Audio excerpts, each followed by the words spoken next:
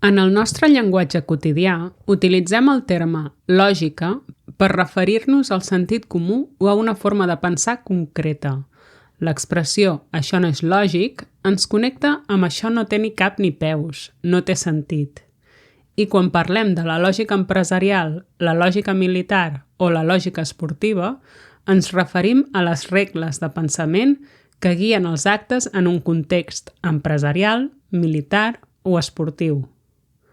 Val a dir que, malgrat que el seu significat tècnic està relacionat amb part del sentit d'aquestes expressions, la lògica és una cosa bastant diferent pels filòsofs. Etimològicament, lògica prové del terme grec logos, que significa paraula, pensament, argument, raó. És en relació amb aquests últims termes que hi trobem el seu significat filosòfic. Dins de la filosofia, la lògica és la subdisciplina formal que investiga els principis, les lleis i les estructures dels raonaments. Específicament intenta analitzar l'estructura interna d'aquests raonaments, expressats lingüísticament, per distingir quins són vàlids i quins no, quins són correctes i quins no. La lògica no s'interessa pel contingut dels arguments, només per la seva forma. Quan rastregem la tradició filosòfica occidental, trobem alguns precedents en els presocràtics, Parmènides, Zenó, però queda clar que el primer en desenvolupar un sistema complet de lògica va ser Aristòtil. Organon és el nom amb què són coneguts el conjunt d'escrits lògics d'Aristòtil, on estudia aspectes com els enunciats, la demostració, els sil·logismes, etc. A Aristòtil li interessava la lògica com a instrument al servei d'altres ciències. Per ell, qualsevol disciplina s'havia de construir amb raonaments correctes. Per aquesta raó, la lògica és necessària, perquè estableix les formes correctes d'argumentació. El tipus de raonaments que va tractar Aristòtil són els sil·logismes, i per això la seva teoria lògica es coneix també amb el nom de sil·logística. Durant l'hel·lenisme, els estoics van desenvolupar un sistema lògic independent en el que, curiosament, podem trobar-hi idees similars a les de la lògica proposicional de l'actualitat.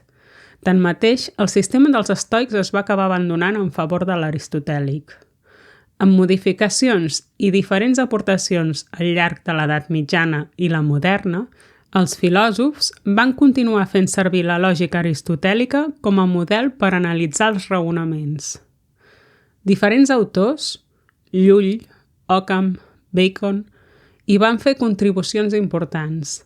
Leibniz, per la seva banda, va idear un sistema lògic més complet i independent de l'aristotèlic, però no el va arribar a desenvolupar.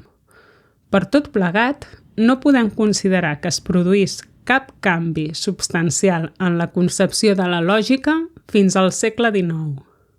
Al llarg d'aquest segle, la lògica va ser sotmesa a un procés de formalització simbòlica similar al de les matemàtiques. El primer a anar en aquesta direcció va ser Boole, que, a The Laws of Thought, va fundar l'àlgebra de la lògica. Però va ser Frege, amb el seu llibre Conceptografia, Fonaments de l'aritmètica, qui va presentar un nou sistema complet de lògica. L'aportació de Frege, que suposava una autèntica renovació de la lògica, en realitat va passar desapercebuda fins que, unes dècades més tard, Russell i Whitehead van publicar els Principia Mathematica, el llibre on van acabar de definir la comprensió de la lògica com a sistema formal que havia començat Frege. Tots ells partien d'una intenció específica: fonamentar les matemàtiques en la lògica. Per aquesta raó, concebien la lògica com un càlcul. La lògica ara s'expressava a partir d'un llenguatge que permetia derivar, inferir o calcular veritats a través d'una sèrie de passos. Les contribucions d'aquests autors van influir decididament en tots els aspectes de la lògica actual.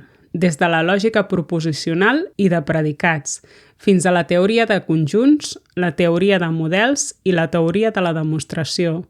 Però, a més, en plantejar-se la lògica com un càlcul, van proporcionar les eines necessàries per al desenvolupament de la lògica computacional. I amb això hem acabat l'explicació de la lògica i la seva evolució.